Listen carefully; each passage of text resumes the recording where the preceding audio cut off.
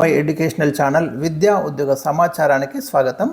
Daily GK and current affairs వాళ్ళ 167 video 1670 ప్రశ్నలు ఈరోజు అవుతాయి. మరి ఛానల్ని సబ్స్క్రైబ్ చేయండి. వాట్సాప్ గ్రూప్ యొక్క లింక్ మీకు కామెంట్ సెక్షన్లో ఉంది, అక్కడ కూడా మీరు జాయిన్ కండి. వీడియోను లైక్ చేయండి. ఇక డైరెక్ట్గా టాపిక్లోకి వెళ్దాం టైం వేస్ట్ చేయకుండా. ఎందుకంటే ఫాస్ట్గా 8 మినిట్స్ మ్యాక్సిమం నేను అనుకుంటున్నాను. ఏ వీడియో అయినా కూడా 8 నిమిషాల్లోపే కంప్లీట్ చేయాలి. 10 ప్రశ్నలు పూర్తి ఎక్స్ప్లెనేషన్ తోటి. ఈరోజు ఫస్ట్ క్వశ్చన్, ఇటీవల వార్తల్లోకి వచ్చిన బైవకోర్ కృత్రిమ గుండెను టైటానియం లోహంతో ఎవరు తయారు చేశారు? రీసెంట్గా మనకి ఇది న్యూస్లోకి వచ్చిందండి. కాబట్టి సైన్స్ అండ్ టెక్నాలజీలో మీరు దీన్ని కంపల్సరీ చదువుకోవాలి. బైవకోర్ అనే ఒక కృత్రిమ గుండెను తయారు చేసి ఒక వ్యక్తికి అమర్చి దాదాపు 100 రోజులకు పైగా దాన్ని ప్రభావవంతంగా పనిచేయించడం జరిగింది. అది టైటానియం మెటల్ తోటి తయారు చేశారు. ఆ వ్యక్తి ఎవరు అని అడిగాను ఇక్కడ. అంటే ఎవరు తయారు చేశారు దాన్ని అనేది ఇక్కడ ప్రశ్న అండి. మనకి బైవకోర్ టోటల్ ఆర్టిఫిషియల్ హార్ట్ అంటాము దీన్ని. డాక్టర్ డేనియల్ టిమ్స్, ఆస్ట్రేలియాకు చెందిన డేనియల్ టిమ్స్ అయితే ఈ హార్ట్ తయారు చేయడం అనేది జరిగింది. మనకి ఇంతకుముందే ప్రపంచంలో మొట్టమొదటిసారిగా జార్విక్ 7 అనే కృత్రిమ గుండె ఉందని, కానీ ఇదైతే ఇప్పుడు టైటానియం లోహంతో చేయడం సక్సెస్ఫుల్గా మరి అది పనిచేయడం అనేది ఒక రికార్డుగా మనకు చెప్తున్నారు. మీరు ఇక్కడ చూడండి, ఈ కృత్రిమ గుండెను ఫస్ట్ టైం మనకు ఒక ఆస్ట్రేలియాకి చెందిన వ్యక్తికి అమరిస్తే 105 రోజుల పాటు జీవించి రికార్డు సృష్టించారు. గుర్తుంచుకోండి, ఇది అడగడానికి అవకాశం ఉంది. మనకి ఈ హార్ట్ ఏదైతే ఉందో ఇక్కడ బైవకోర్ అనేది మనకు మ్యాగ్నెటిక్ లెవిటేషన్ టెక్నాలజీ ఆధారంగా పనిచేస్తుంది. ఇది కూడా ఇచ్చాను. ఇక క్వశ్చన్ నెంబర్ 2, హైదరాబాద్లోని పొట్టి శ్రీరాములు తెలుగు విశ్వవిద్యాలయానికి కొత్త పేరు ఏమిటి? రీసెంట్గా మనకు తెలంగాణ ప్రభుత్వం ఒక నిర్ణయం తీసుకుంది. హైదరాబాద్లోని పొట్టి శ్రీరాములు తెలుగు విశ్వవిద్యాలయం పేరును సురవరం ప్రతాపరెడ్డి తెలుగు విశ్వవిద్యాలయంగా మార్చింది. కాబట్టి ఇట్లా మనకి ఎవరైనా ఒక వ్యక్తి పేరును ఒక సంస్థకో ఒక ఇన్స్టిట్యూట్కో పెట్టినప్పుడు డెఫినెట్గా ఆ వ్యక్తి బ్యాక్గ్రౌండ్ మీద ప్రశ్నలు వస్తాయండి. అందుకే ఇచ్చాను మీకు. సురవరం ప్రతాపరెడ్డి అయితే ఇప్పుడు కొత్త జిల్లాల ప్రకారం జోగులాంబ గద్వాల్ జిల్లాకు చెందినవారు. అంతకుముందు మనకు ఉమ్మడి మహబూబ్నగర్ జిల్లాలో ఉండేది. సో సురవరం ప్రతాపరెడ్డి మీకు తెలంగాణలో ఒక గొప్ప వైతాళికుడు. ఆయన రాసిన ఆంధ్రుల సాంఘిక చరిత్రకైతే మనకు కేంద్ర సాహిత్య అకాడమీ అవార్డు లభించింది.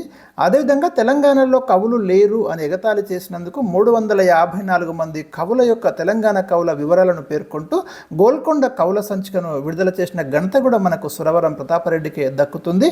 అదేవిధంగా తెలంగాణలో చైతన్యాన్ని నెలకొల్పినటువంటి గోల్కొండ పత్రికను కూడా అతనే స్థాపించడం అనేది జరిగింది. నిజాం కాలంలోనే మనకు గోల్కొండ పత్రిక చాలా ఎఫెక్టివ్గా పనిచేసింది. ఇక రీసెంట్గా మనకు చాలా సంస్థల పేర్లు మార్చారండి తెలంగాణ గవర్నమెంట్ వచ్చిన తర్వాత. అందులో మీకు ఎన్టీఆర్ హెల్త్ యూనివర్సిటీ పేరు అయితే కాళోజీ నారాయణరావు హెల్త్ యూనివర్సిటీగా మారింది. ఇది గుర్తుంచుకోండి. అడుగుతున్నాడు, ఈ కోణంలో ప్రశ్నలు వస్తున్నాయి కాబట్టి ఇక్కడ అడిషనల్ ఇన్ఫర్మేషన్ అయితే నేను ఇస్తున్నాను, గమనించండి. ఆచార్య ఎన్జీ రంగా అగ్రికల్చర్ యూనివర్సిటీ పేరునైతే ప్రొఫెసర్ జయశంకర్ తెలంగాణ అగ్రికల్చర్ యూనివర్సిటీగా మార్చారు. ఇక వైఎస్ఆర్ హార్టికల్చర్ ఉద్యాన విశ్వవిద్యాలయం పేరును కొండా లక్ష్మణ్ బాపూజీ తెలంగాణ హార్టికల్చర్ యూనివర్సిటీగా మార్చడం జరిగింది. గుర్తుంచుకోండి, అది కూడా ఇంపార్టెంట్. శ్రీ వెంకటేశ్వర వెటర్నరీ విశ్వవిద్యాలయం పేరును పివి నరసింహారావు తెలంగాణ వెటర్నరీ యూనివర్సిటీగా మార్చారు. ఇవి ఖచ్చితంగా గుర్తుపెట్టుకోండి. ఆల్రెడీ ఇందులోకి వెళ్ళి ప్రశ్న అంతకుముందు వచ్చిందండి. క్వశ్చన్ నెంబర్ 3, 2025 మార్చి 17న భారత్కు వచ్చిన న్యూజిలాండ్ ప్రధానమంత్రి ఎవరు? క్రిస్టోఫర్ లక్సన్ రీసెంట్గా మనకు ఇండియాను సందర్శించారు. సో ప్రధానమంత్రితో కలిసి కొన్ని కీలకమైన అంశాలపై వీరు డిస్కస్ చేయడం జరిగింది. ముఖ్యమైన స్ట్రాటజిక్ అగ్రిమెంట్స్ ఏమైనా ఉంటే తప్పకుండా నెక్స్ట్ వీడియోస్లో మీకు పోస్ట్ చేస్తాను. క్వశ్చన్ నెంబర్ 4, అంతర్జాతీయ అంతరిక్ష కేంద్రానికి సునీత విలియమ్స్ బుచ్ విల్మోర్ ఎప్పుడు వెళ్ళారు? మనకు రీసెంట్గా ఇది ట్రెండింగ్ న్యూస్ అండి. సునీత విలియమ్స్ అయితే మనకు దాదాపు ఒక 9 నెలలు ఈ ఇంటర్నేషనల్ స్పేస్ స్టేషన్లోనే చిక్కుకొని పోవడం అనేది జరిగింది. ఎప్పుడు వెళ్ళారంటే 2024 జూన్ 5న బోయింగ్ వ్యోమనౌక స్టార్ లైనర్లో వాళ్ళు ఈ ఇంటర్నేషనల్ స్పేస్ స్టేషన్కి అయితే వెళ్ళడం అనేది జరిగింది. ఇంటర్నేషనల్ స్పేస్ స్టేషన్ అన్నప్పుడు ఇది భూమి చుట్టూ తిరుగుతుందండి. భూమి చుట్టూ అయితే మరి తిరుగుతూ వివిధ ఫొటోస్ కానివ్వండి అవైతే కలెక్ట్ చేస్తుంది. అదేవిధంగా ఇక్కడికి వ్యోమగాములు భూమి నుంచి వెళ్ళి అక్కడ పరిశోధనలు చేయడము, అంతరిక్షంలో పరిస్థితులను అధ్యయనం చేయడము, దానికి చిన్న చిన్న రిపేర్స్ వస్తే ఆ రిపేర్ చేయడము అనేది జరుగుతుంది. ఈ ఇంటర్నేషనల్ స్పేస్ స్టేషన్ అనేది కొన్ని దేశాలు సంయుక్తంగా నిర్మించి ప్రయోగించినటువంటి ఒక అంతరిక్ష కేంద్రము. 2024లో మనకు సునీత విలియమ్స్తో పాటు ఈ బుచ్ విల్మోర్ అయితే అమెరికా నుంచి వెళ్ళడం జరిగింది.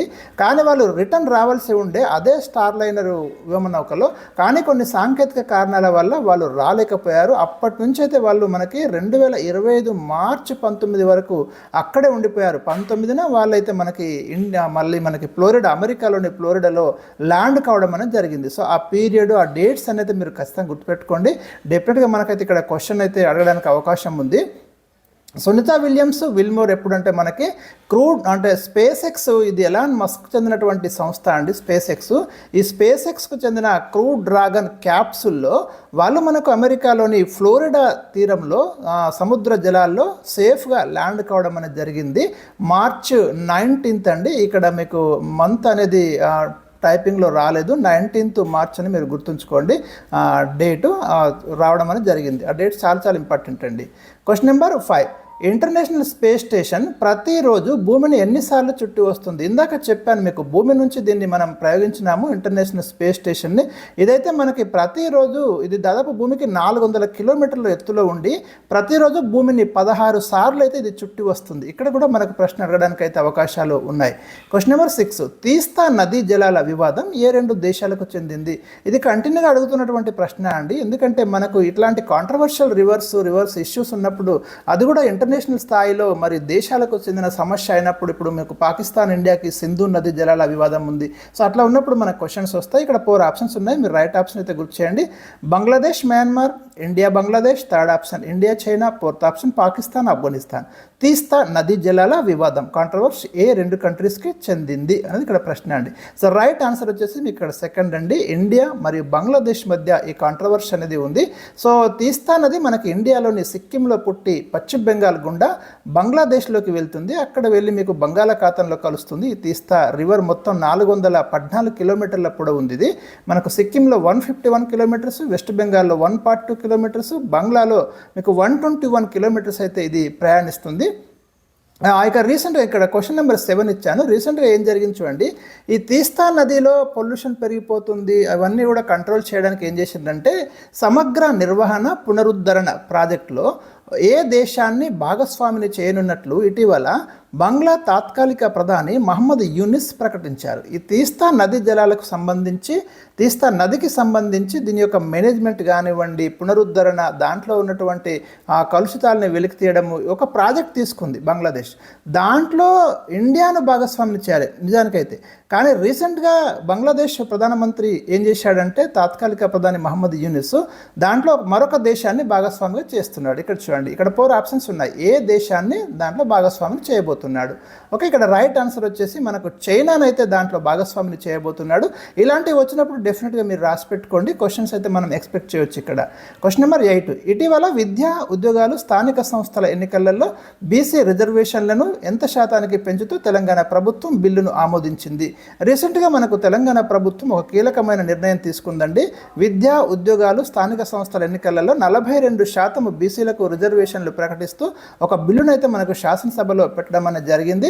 కాకపోతే ఇది పార్లమెంట్ కూడా దీనికి అప్రూవల్ ఇవ్వాలి, ప్రెసిడెంట్ నుంచి కూడా రావాలి. సో కొంత మనకి టెక్నికల్ ఇష్యూస్ ఉన్నాయి.